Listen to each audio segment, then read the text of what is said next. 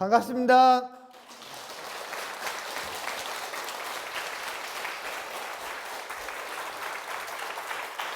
구호 외치고 시작하겠습니다. 핫한 열린 10강.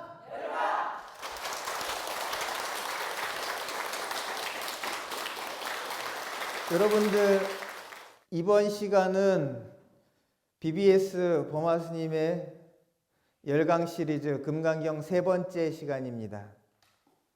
첫 번째 시간, 두 번째 시간에는요, 금강반야바라밀경의 경 제목과 아울러서 32분 가운데서 첫 번째 법회 인유분을 했습니다. 이번 시간부터는요, 여러분들 나눠드린 교재 3페이지를 봅니다. 선현기청분입니다. 여러분들 수보리 존자를 갖다가 선현이라고 이름합니다. 그래서 선현이라고 얘기하고 선길이라고 얘기하고 공생이라고도 얘기하고 그렇습니다. 그래서 우리 수보리 존자 부처님 10대 제자 중에서 해공제일입니다. 공에 대해서 제일로 이해를 잘했다. 공에 대한 이해가 제일로 깊다.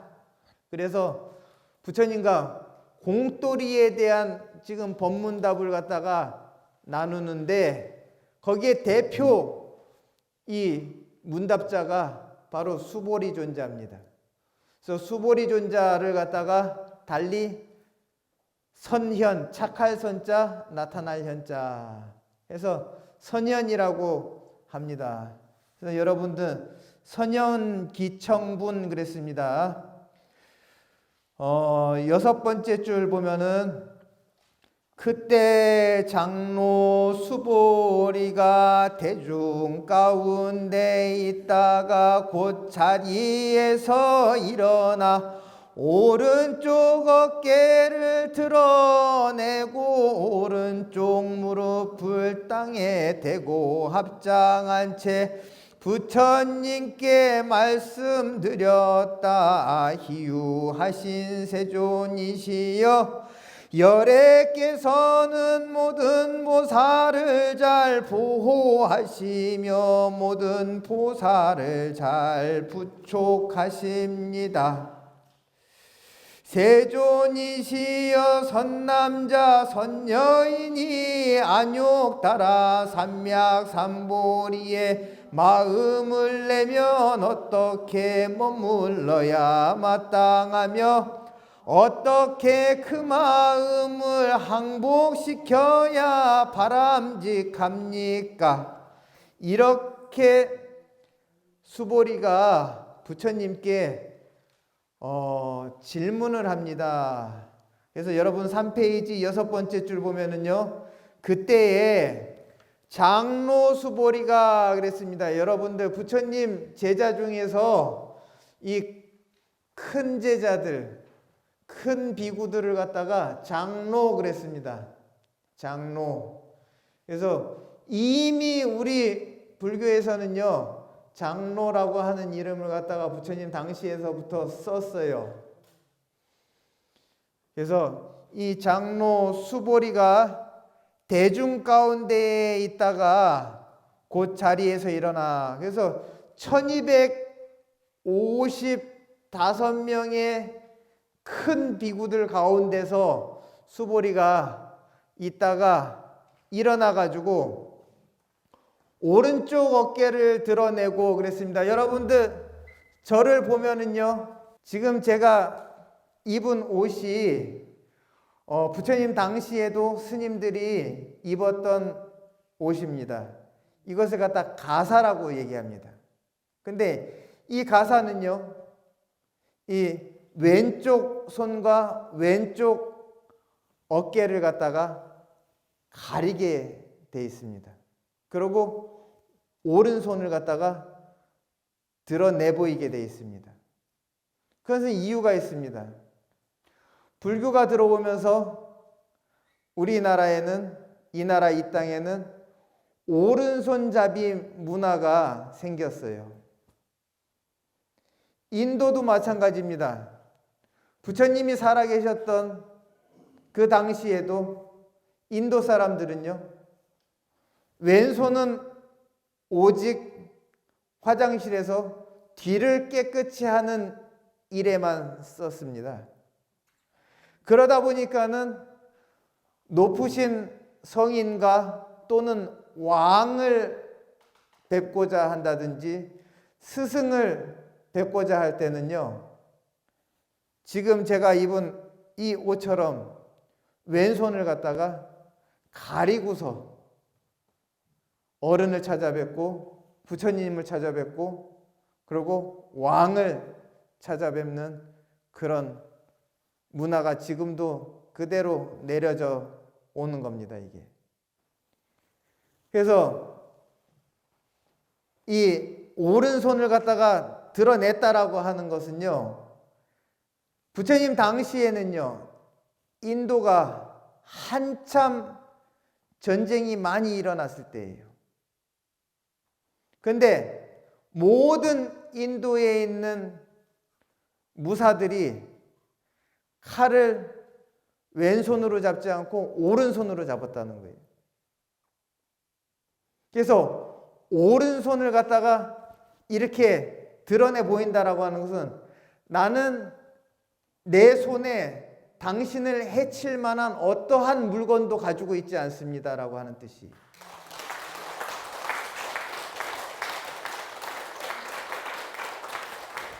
그리고 여러분들 보면은요, 그때 장로 수부리가 대중 가운데 있다가 그 자리에서 일어나서 오른쪽 어깨를 드러내고 지금 제가 설명을 드렸던 그 내용입니다. 그 다음에 오른쪽 무릎을 땅에 대고 무릎을 꿇었다고 했습니다. 이거는 또 뭐냐면은 내가 오른쪽 어깨를 내보이고 오른쪽 무릎을 꿇었다라고 하는 것은 이미 나는 무장이 해제됐다라고 하는 뜻이에요. 그러니까는 당신한테 공격만 할 뿐이지 당신을 해칠 수 있는 어떤 조건도 나한테는 지금 갖추고 있지 않습니다 라고 하는 그런 비폭력적인 무장 해제를 갖다가 이야기하는 부분입니다. 그래서 나는 당신한테 복종합니다 이런 뜻입니다. 그 다음에 부처님께 말씀드렸다. 희유하신 세존이시오 그랬습니다. 희유하신 세존이시오.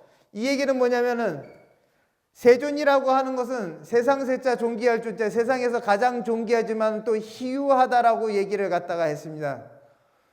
부처님은 지금 이 금강경이 시작될 무렵에는요,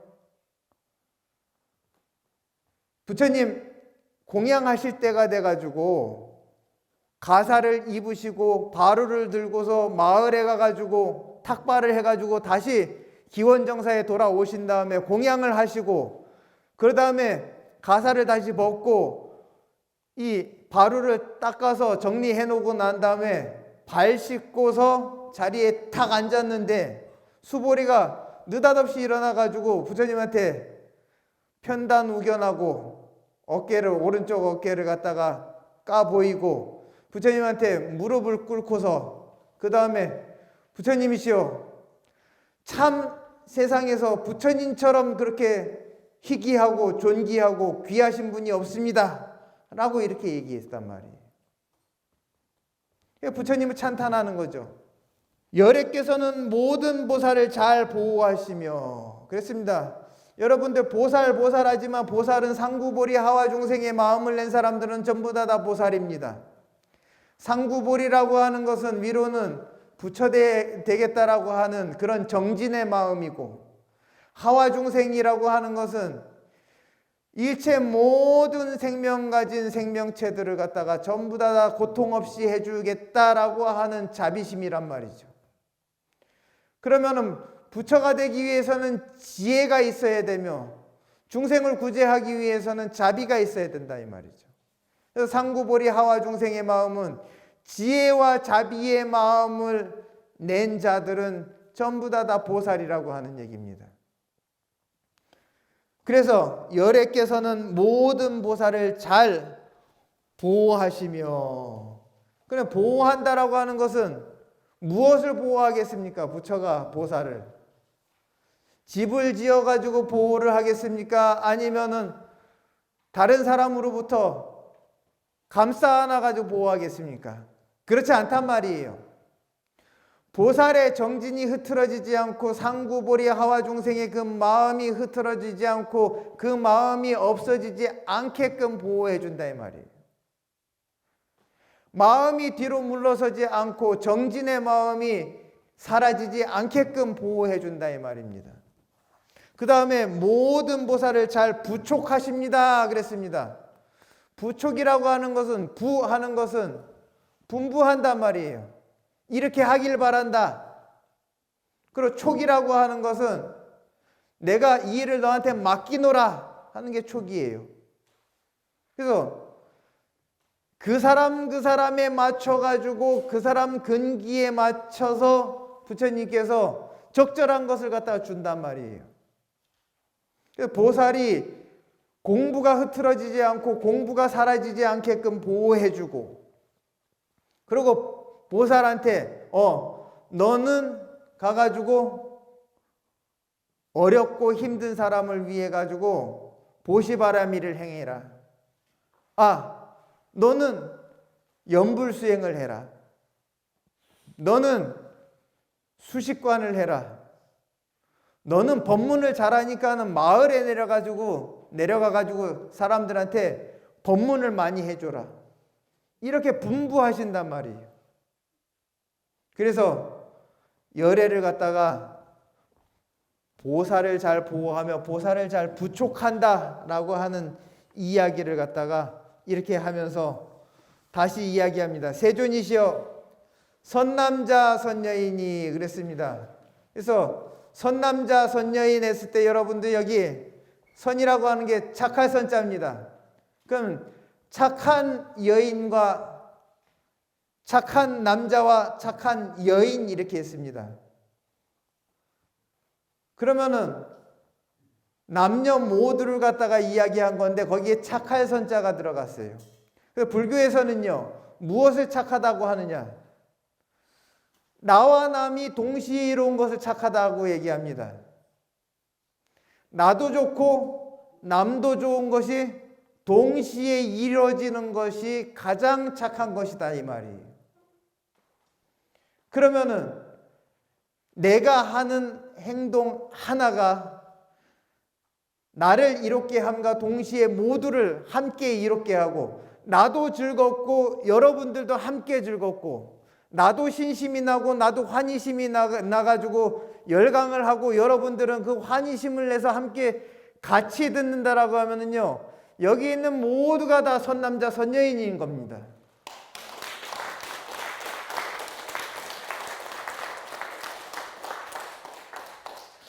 여러분들 이와 같이 선남자 선여인이 안욕따라 삼맥삼보리의 마음을 냈다 그랬습니다. 안욕따라 삼맥삼보리의 마음이라고 하는 것은요, 무상정등 정각이라고 얘기합니다. 그래서 이보다 더 높은 깨달음이 없으며 가장 높지만 또 가장 모두한테 차별 없이 평등한 그런 깨달음이 안욕따라 삼맥삼보리 무상정등 정각입니다. 깨달음이 누구한테는 있고 누구한테는 없다라고 하는 그 생각이 있다라고 하면은 그것은요, 아상, 인상, 중생상, 수자상 가운데서 중생상인 거예요. 그러면은 부처가 따로 정해져 있냐 이 말이에요. 부처의 그릇이 따로 있냐 이 말이에요. 중생과 부처가 태생부터 다르냐 이겁니다. 아니거든요. 만약에 그런 생각을 가지고 있다라 그러면은 안욕따라의 삼맥삼보리의 마음을 내는 데에 장애를 가져오게 되고, 수행은 아무나 하는 것이 아니다라고 하는 그런 마음을 가지고 있다라고 하면은요, 모두한테 불법을 갖다가 전하는 데 장애를 주거든요. 그렇기 때문에 부처님께서는 중생상을 내지 말아라. 중생상을 내지 말아라고 하는 것은 중생의 반대말은 부처입니다. 본래부터 부처의 씨앗 따로 있고 중생 씨앗이 따로 있는 것이 아니다 이 말이에요. 그래서 여러분들 여기 안욕따라 삼맥삼보리의 마음을 갖다가 만약에 선남자 선여인이 그러한 마음을 냈다면은 어떻게 머물러야 마땅하며 어떻게 머물러야 마땅하냐라고 하는 것은 이거는 몸을 어디다 둬야 되느냐 이걸 묻는 것이 아닙니다. 마음을 어디다 둬야 되느냐 이거를 묻는 거예요. 그 사람 마음을 어디다 둬야 됩니까? 이것을 묻는 겁니다. 그래서 여기서 경문에는 뭐라 그러냐? 응운하주 운하항복기심 이렇게 되어 있습니다. 응운하주 어떻게 머물러야 되며 운하항복기심 그 마음을 어떻게 항복시켜야지 마땅하겠습니까? 바람직하겠습니까? 이것을 갖다 물었단 말이죠. 왜 그러냐? 안욕따라 삼맥삼보리의 마음을 내긴 냈어도 아직 부처가 되지 않았고 아직 중생의 마음이 있기 때문에 부처가 되는데 장애가 되는 그 마음을 갖다가 항복시켜야 된다 이 말이죠. 그래야지만이 안욕따라의 삼맥삼보리를 갖다가 완성을 한단 말이에요. 부처 되기 위해서 부처 되는데 장애가 되는 그 마음을 갖다가 어떻게 항복시켜야 좋겠습니까? 라고 이렇게 물었단 말이에요. 여러분들 5페이지 넘어갑니다. 세 번째 줄입니다. 부처님께서 말씀하셨다 선제로다. 여러분들 선제로다 했을 때 이게 선제라고 하는 말을 갖다 산스크리트로 하면은요 사두 이렇게 얘기했습니다. 사두라고 하는 말은요 좋다라고 하는 이 말은요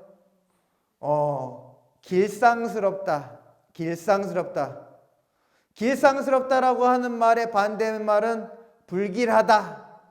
근데 불길한 기운이 전혀 없이 길상하고 참 아름답고 맑고 향기롭고 곱고 그러한 마음을 갖다가 네가 내서 그러한 얘기를 하는구나 라고 했을 때 부처님께서 야 좋다 착하다 사두 이렇게 얘기를 하신 겁니다. 여섯 번째 줄입니다. 수보리여 그대의 말과 같이 열애는 모든 보살을 잘 보살펴주며 잘 맡기느니라. 너는 지금 잘 들어라 마땅히 널 위해 말해주리라. 수보리여 그대의 말과 같이 열애는 모든 보살을 잘 보살펴주며 잘 맡기느니라. 그러니까는 보살들 하나하나한테 각자 역할을 잘 맡겨준다 이 말이에요. 그것을 갖다 부촉이라고 했습니다. 잘 부촉한다라고 하는 것은 역할을 잘 맡겨준다 이 말이에요. 너는 이런 역할을 해라. 너는 이런 공부를 해라. 너는 이런 임무를 갖다 맡아라. 해가지고 직함을 주는 거예요. 우리 여러분들 이렇게 구성원들이 있지만은 각자가 이 구성원 안에서 어떠한 일을 해야 되고 어떠한 일은 하지 말아야 되고 하는 것을 갖다가 각자가 알아서 하면은 좋겠지만은 그런 것이 어려울 때는 그것을 갖다 부처님 같이 일일이 한 사람 한 사람한테 역할을 준다라고 하면은 그러면은 작은 일 하나라도 역할을 맡겨준다라고 하면은요 모든 대중한테 이익이 되는 겁니다. 그렇듯이 부처님께서는 역할을 분담을 잘 해줘가지고 모두한테 이득을 줬단 말이에요. 너는 지금 잘 들어라 마땅히 널 위해 말해주리라 이렇게 얘기했단 말이죠. 무엇에 대한 말을 해주는 것이냐? 이 앞에서 부처님이시여 선남자 선여인이 안욕따라 삼맥삼보리의 마음을 내면은 어떻게 그 마음을 갖다가 두어야 하며 어디다가 마음을 두고서 살아야 되며 그게 응운하줍니다. 마음을 어디다 둬야 되고 마음을 어디에다가 머무르게 해야 되고 마음을 갖다가 어디에 마음을 갖다가 안착을 시켜야 됩니까? 이것을 갖다가 이제 물었고 그 다음에 또 안욕따라 삼맥삼보리의 마음을 갖다가 완전히 성취해서 부처가 되려고 하면은 부처가 되는데 장애되는 마음을 갖다가 항복시켜야 되는데 그 항복을 갖다가 어떠한 방법으로 시켜야 됩니까? 하는 이 두 가지 마음은 어떻게 머물러야 되며 어떻게 또 항복을 시켜야 됩니까? 이 두 가지에 대한 물음에 대한 내가 답변을 하겠다라고 하는 지금 이 이야기입니다. 5페이지 12번째 줄입니다. 11번째 줄입니다. 선남자 선여인이 무상정등 정각의 마음을 내면 이와 같이 머물러야 하고 이와 같이 그 마음을 항복시켜야 하느니라. 그래서 부처님께서 이와 같이 머물러야 되고 이와 같이 그 마음을 항복시켜야 되느니라 라고 하면서 이제 말씀할 채비를 하니까는 그 다음에 6페이지에 이제 얘기합니다.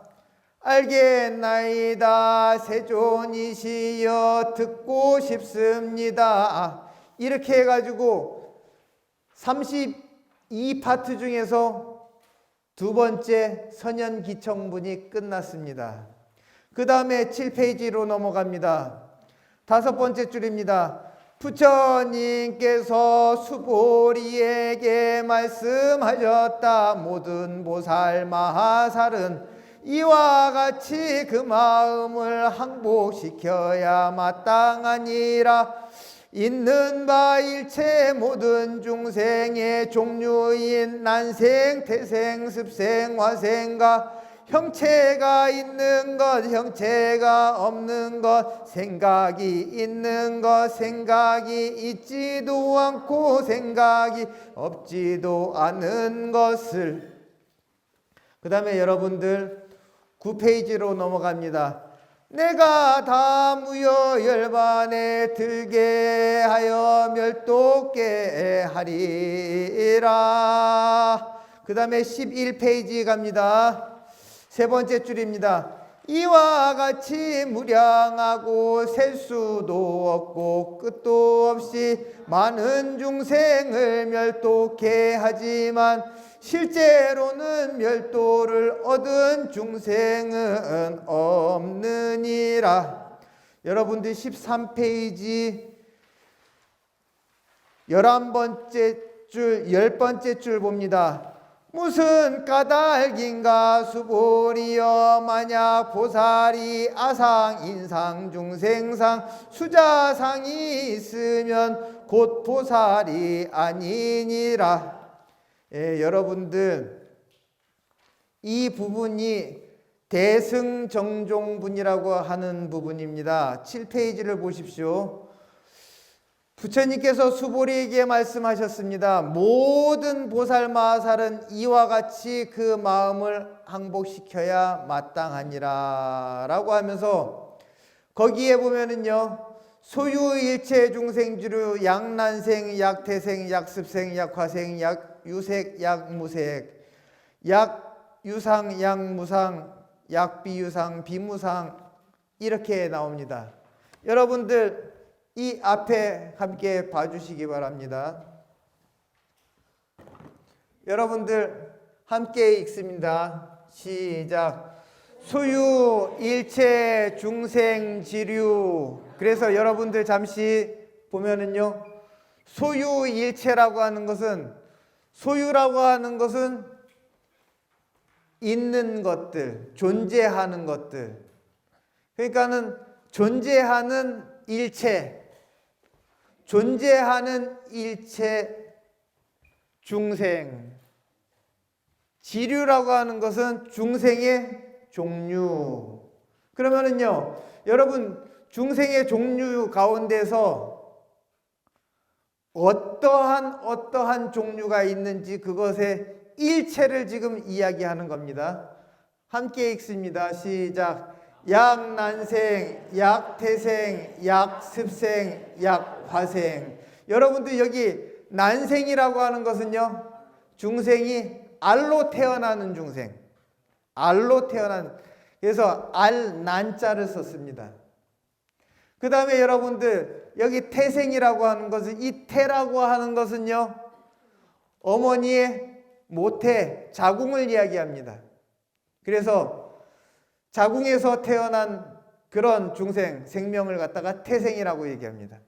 그 다음에 여러분들 약습생, 그래서 습생이라고 하는 이 중생은요, 이 생명체는 절대적으로 습기가 있어야지, 촉촉하고 이 물기가 있어야지, 습기와 물기가 있어야지만이 생겨나는 생명체입니다. 그 다음에 여러분들 보십시오. 화생.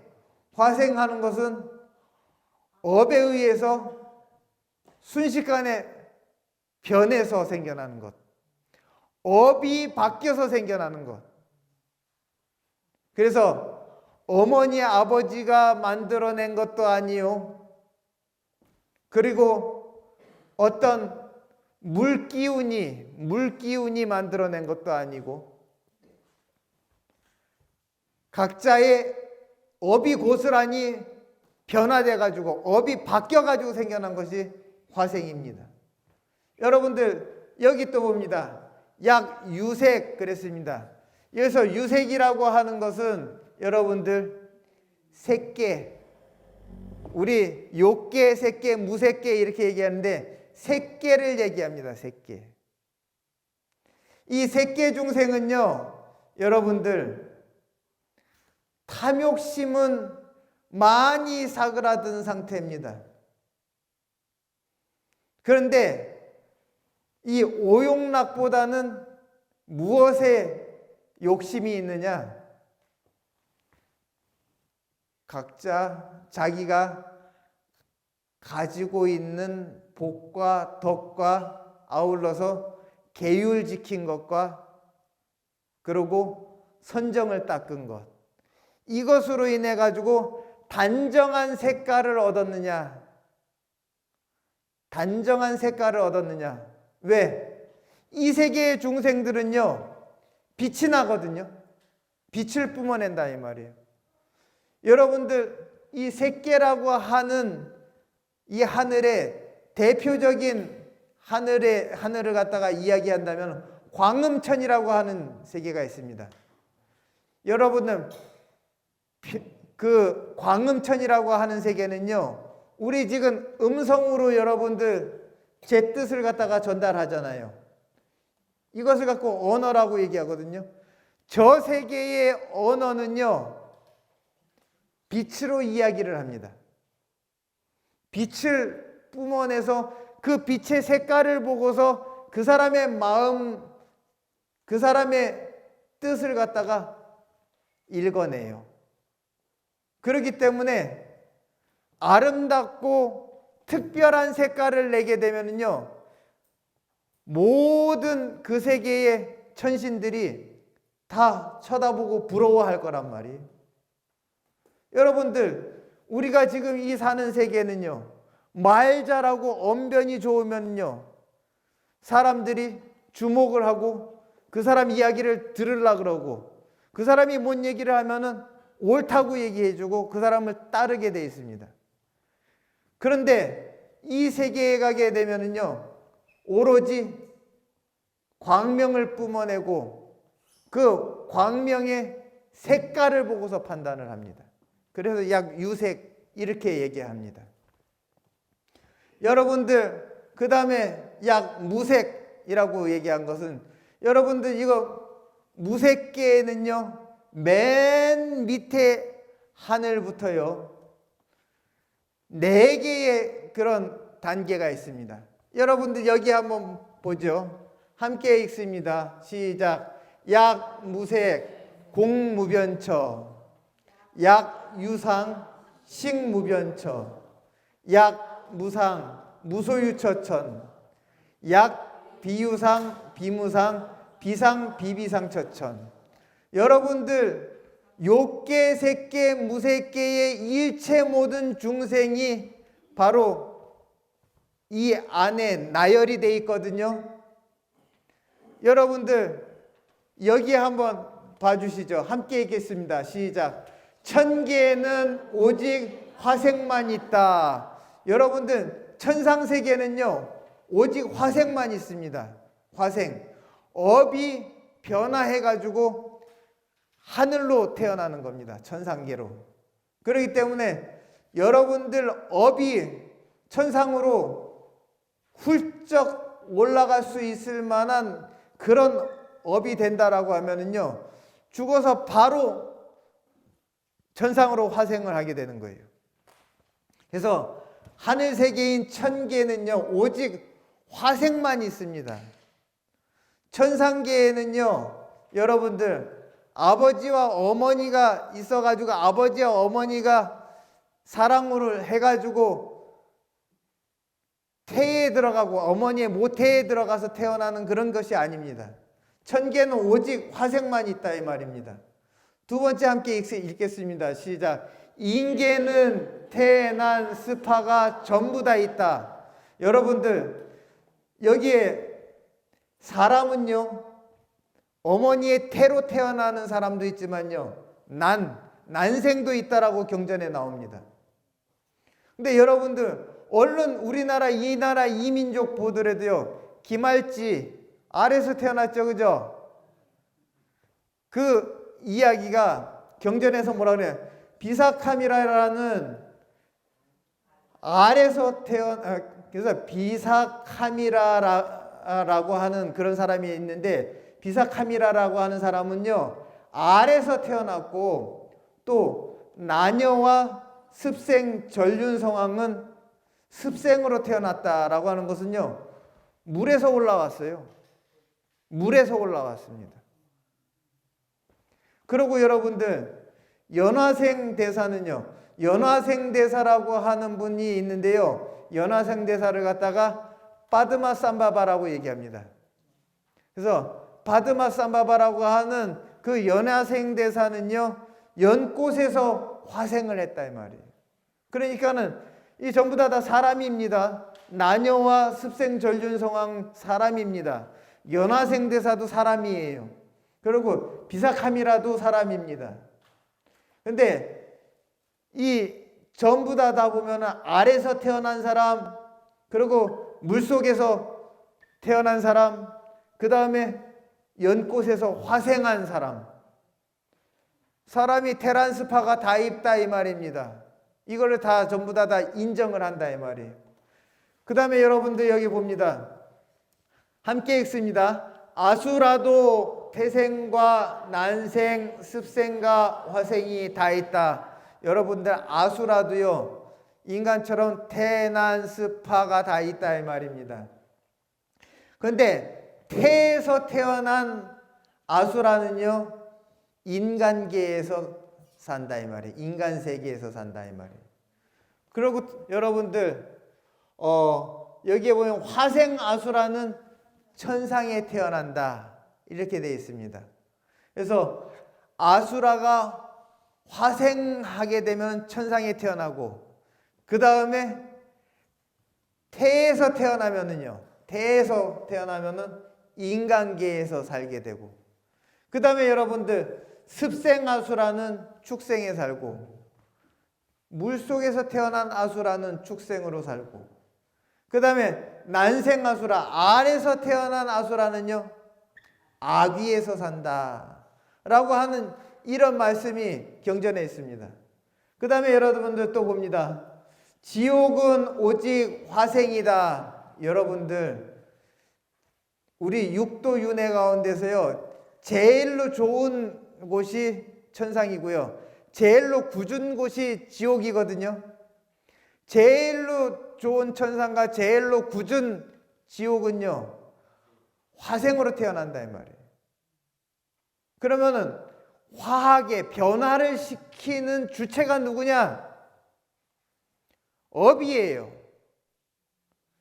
그러면은 업이 천상과 지옥으로 이 윤회를 갖다 변화시키는 주체인데, 업이 그렇게 변화시킨다라고 믿지 않고 별도의 내가 존재해가지고 그 내가 변화한다라고 생각하는 것을 갖다가 아상, 인상, 중생상, 수자상 가운데서 인상이라고 얘기합니다. 거기에 인이라고 하는 것은 구마라지께서 사람 인자를 써가지고 인상이라고 이렇게 했지만은, 여러분들 여기에서 사람 인자라고 하는 것은요, 산스크리트 원전을 찾아보면은 뭐라고 되어 있냐?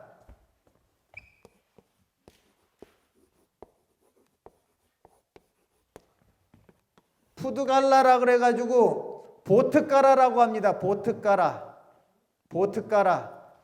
그래서 여러분들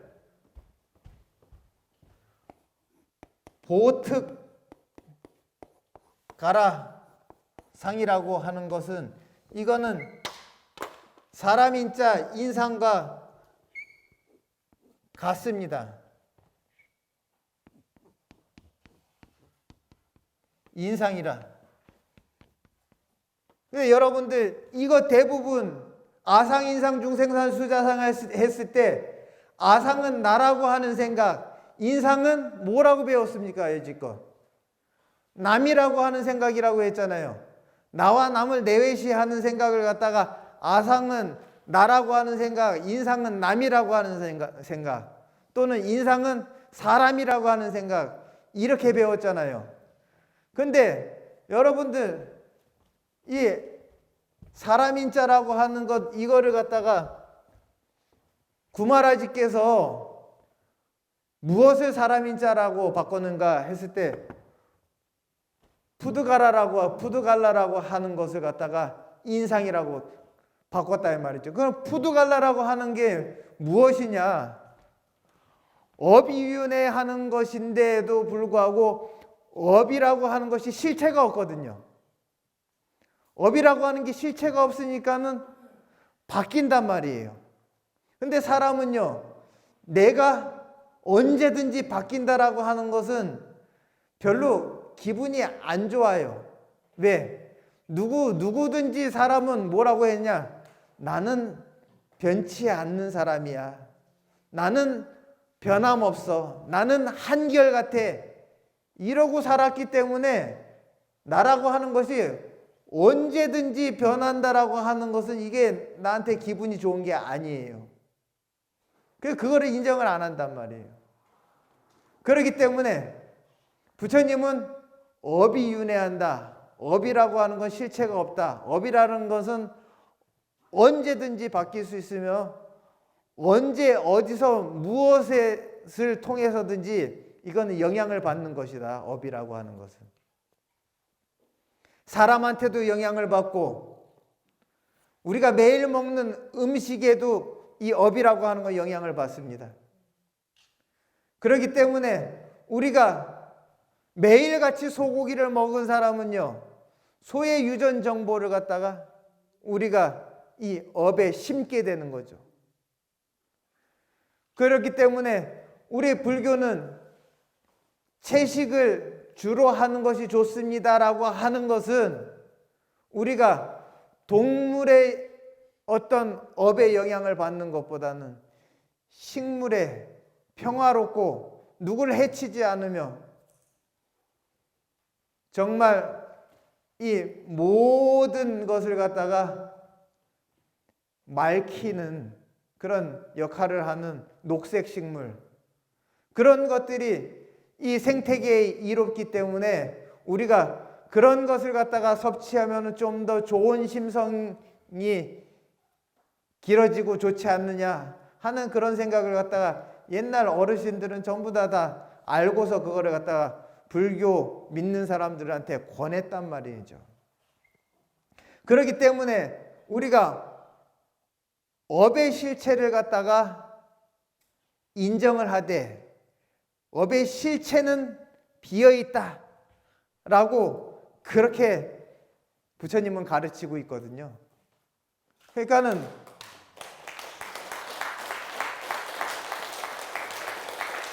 여러분들 우리가 그런 견해를 갖다가 부처님이 가르쳐 놓았음에도 불구하고 사람은요, 부처님 세상 떠나고 나니까는 그래도 윤회하는 주체가 뭔가 없다라고 하는 것 좀 허전하지 않아?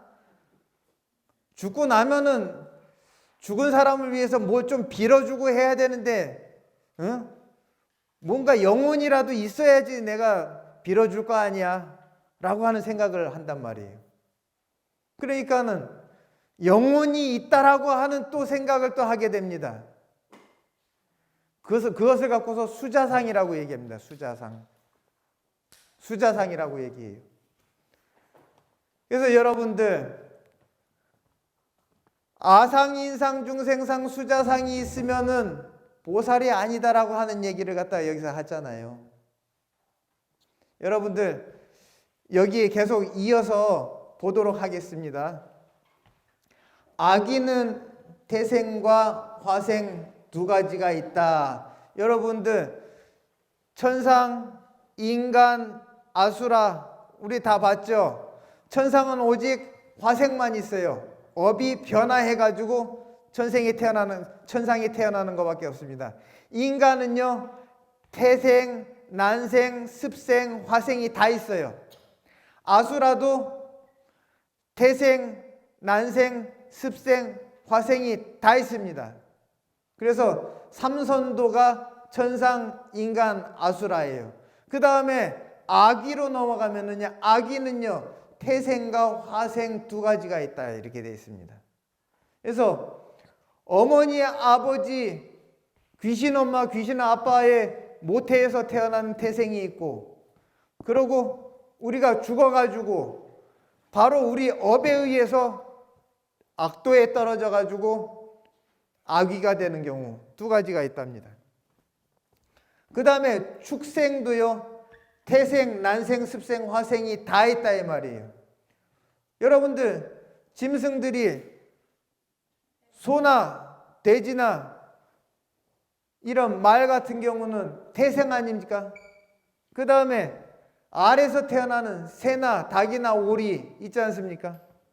그리고 여러분들 물만 떠놓으면 생기는 벌레들, 그 안에서 물대에서 생겨나는 벌레들, 이건 뭐 어디에서 생겨났냐 이 말이죠. 이건 습생이라고 얘기합니다. 건조하면은 또 사라져요. 물이 말라버리면 사라집니다. 그런데 물만 떠놓으면 어디서 생겼는지 또 생겨요. 희한하죠? 여러분들 우리 댐을 막아놓고요, 원래는 이곳이 댐이 아니었고 그냥 허허 벌판이었는데 막아놓고서 물을 채워놓으니까는요 어디서 왔는지 가물치가 있고 어디서 왔는지 미꾸라지가 있고 어디서 왔는지 고동이 있더라 이 말이에요. 그 어디서 왔어요? 어디에서 왔는지 모른단 말이죠. 그 습생이라고 봐야 된다 이 말이에요.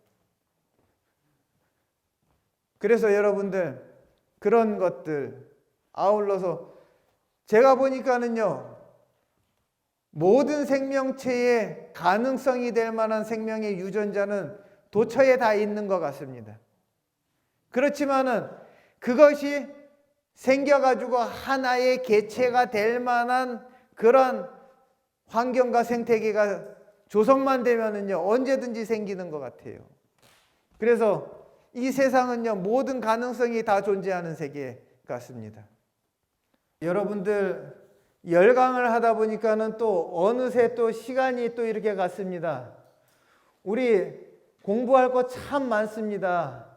이 금강경 오늘 여러분들 3강 마치지만요. 나머지 4강부터 10강까지 또 많은 그러한 또 이야기거리, 또 배울거리, 또 부처님의 가르침을 갖다가 많이 엑기스를 뽑아가지고 지금 우리가 이 시대를 사는 모두가 들으면은 감이 오고 이해가 가고 또 더 나아가서 감동이 되는 강의가 되도록 노력하겠습니다. 마치겠습니다.